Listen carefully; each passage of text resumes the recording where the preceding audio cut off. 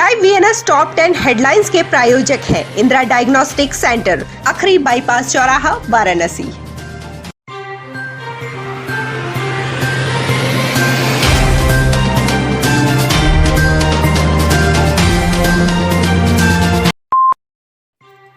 वाराणसी में मंगलवार को एक भी कोरोना पॉजिटिव मरीज नहीं मिला है। बीते 24 घंटे में किसी कोरोना मरीज की मौत नहीं हुई है। मंगलवार को होम आइसोलेशन से 5 मरीजों को छुट्टी मिली, वहीं कोविड हॉस्पिटल से किसी भी मरीज को छुट्टी नहीं मिली है। वाराणसी में अब तक 82,374 पॉजिटिव मरीज मिल चुके हैं। इनमें से 81,579 लोग स्वस्थ हो चुके हैं, जबकि एक्टिव केसों की संख्या 22 है।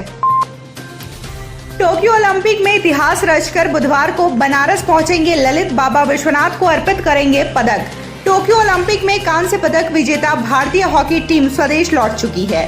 भारतीय टीम का हिस्सा रहे वाराणसी के ललित उपाध्याय बुधवार को अपने गृह जनपद वाराणसी आ रहे हैं। इस बात की जानकारी उनके पिता सतीश उपाध्याय ने दी। पिता ने बताया कि ललित एयरपोर्ट से सीधे श्री काशी विश्वनाथ मंदिर पहुंचेंगे और अपना पदक बाबा को अर्पित करेंगे। बता दें कि 41 साल के बाद भारतीय हॉकी टीम ने ओलंपिक में कांस्य पदक जीता है। बेनियाबाग में जलमग्न सड़क पर चलते चलते अचानक पलटी टोटो, बाल बाल बच गया बच्चा, सवारियां हुई चोटिल। शहर में बारिश के बाद जलजमाव की स्थिति लगातार बनी रहती है। ऐसे में खुले सीवर दुर्घटना को दावत देते हैं। ऐसी ही एक दुर्घटना कैमरे में उस समय रिकॉर्ड हो गई जब पियरी से बेनियाबाग जा रहा एक टोटो मलिन बस्ती के सामने खुले सीवर में फंसकर पलट गया। इस दुर्घटना में टोटो में सवार महिलाओं को मामूली चोट आई, वहीं उसी दौरान वहां से गुजर रहा बच्चा बाल बाल बच गया। अभी आपने देखा वीडियो के जरिए किस तरीके से यहाँ रिक्शा पलट रही है। दिन भर में 20 से 25 रिक्शा पलटती है। सैकड़ों दोपहिया चालक यहाँ पर गिर जाते हैं, चोटिल हो जाते हैं, मगर हमारा जिला प्रशासन कान में कील डालकर बैठा हुआ है। समाजवादी पार्टी के प्रदेश अध्यक्ष नरेश उत्तम पटेल अपने 2 दिवसीय दौरे पर वाराणसी में हैं। यहां उनकी मौजूदगी में विभिन्न दलों के नेताओं ने सर्किट हाउस में सपा की सदस्यता ग्रहण की। इस दौरान उन्होंने कहा कि भाजपा सरकार गुंडा एक्ट का गलत इस्तेमाल करना चाहती है, इसलिए उसमें संशोधन का विधेयक लेकर आई है। उन्होंने योगी सरकार को देश के इतिहास में कलंक और बीजेपी को दोहरे चरित्र वाली पार्टी बताया है।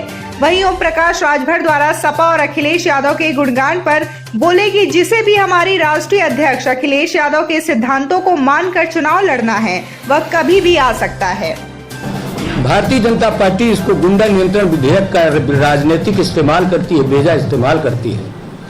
पहले गुंडा एक्ट पुलिस लगाती थी, इंस्पेक्टर साहब ने गुंडा एक्ट की फाइल बनाई, एसपी साहब ने अप्रूव कर दिया, जिलाधिकारी के यहाँ वो गुंडा एक्ट की फाइल गई, जिलाधिकारी महोदय ने गुण दोष के आधार पर या तो रिजेक्ट कर दिया या उसे अप्रूव कर दिया।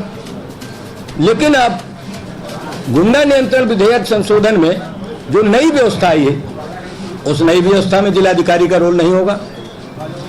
जिलाधिकारी को न्याय डीएम कहा जाता है, डिस्ट्रिक्ट मजिस्ट्रेट।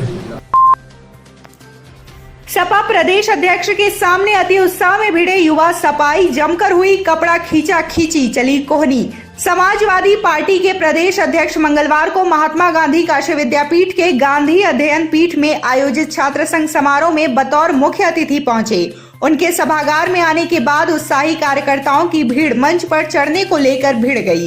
इस दौरान जमकर धक्का मुक्की, कपड़ा खींचा खींची और कोहनियां चली। वहीं मंच से सपा प्रदेश अध्यक्ष लगातार युवा कार्यकर्ताओं को शांत रहने और संयम बरतने की नसीहत देते रहे, मगर किसी ने उनकी एक न सुनी। इसके बाद पार्टी के तमाम नेताओं ने मोर्चा संभालते हुए अति उत्साही कार्यकर्ताओं को समझा बुझाकर शांत कराया।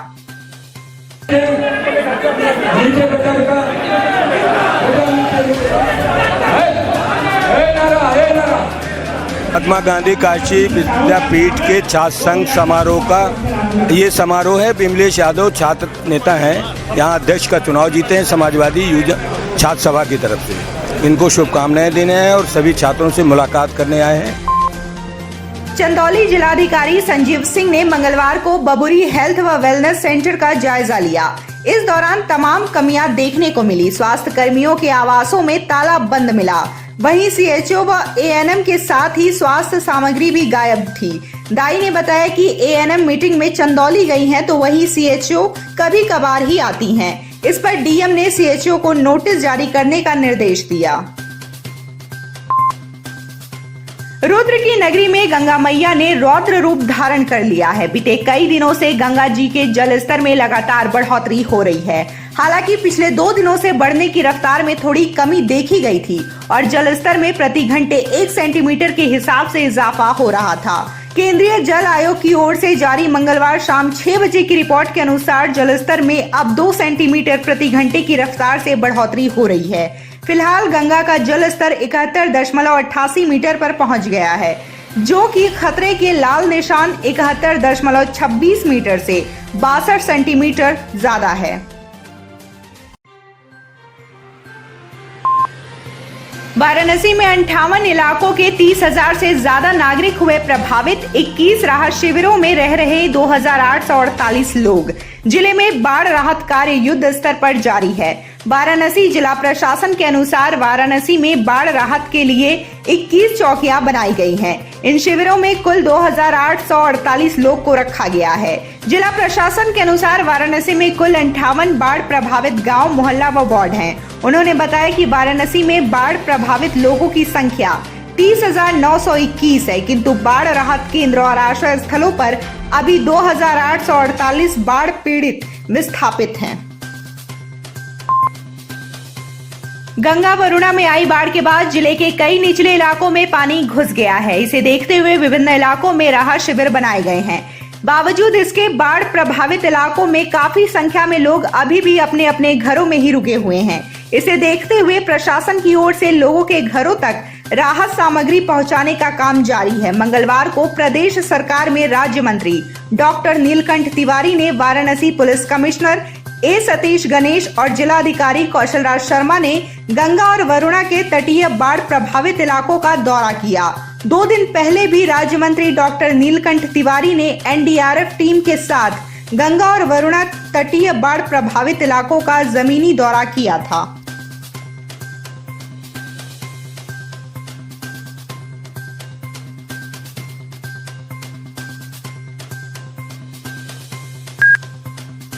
प्रयागराज में गंगा के वाटर लेवल में कमी नापी गई है, जो कि अच्छी बात है। उम्मीद है कि गंगा का पानी वाराणसी में भी आज रात से उतरने लगेगा या स्थिर हो जाएगा, जिससे 1 या 2 दिन में स्थिति बेहतर हो जाएगी।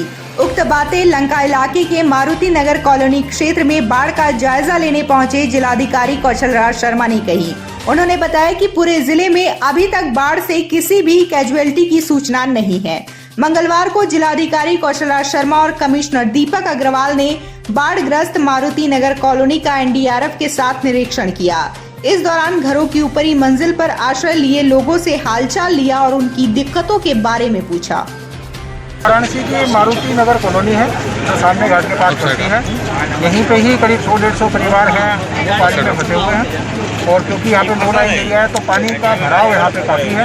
तो पिछले 2-3 दिन से यहाँ के करीब 300 लोगों को बाहर निकाला गया है। काफ़ी लोग अभी अंदर हैं जो अपनी इच्छा से हैं। उन्हीं में सामग्री का वितरण यहाँ पे चालू कराया गया है ताकि जो लोग भी यहाँ पे हों उन्हें खाने पीने की दिक्कत ना हो। यहाँ पे दूध का वितरण, पानी का वितरण वो सारा भी कराया जाएगा और इसके अलावा बाकी जो चीज़ें बच्चों के लायक होगी उनका वितरण करा रहे हैं। क्योंकि आज लाइट यहाँ की काटनी पड़ी है तो मोमबत्ती, माचिस जैसी चीज़ भी राहत सामग्री में ऐड की गई है और वो पूरी राहत सामग्री की किट हर परिवार को यहाँ पे दी जा रही है। एनडीआरएफ की व्यवस्था के साथ साथ पुलिस की व्यवस्था भी यहाँ पे लागू की जा रही है ताकि इनके घरों का सामान सुरक्षित रह सके। तो यहाँ पे सभी जो रहने वाले लोग हैं उन्हीं का हालचाल लेने के लिए यहाँ वरिष्ठ अधिकारी हम लोग आए हैं।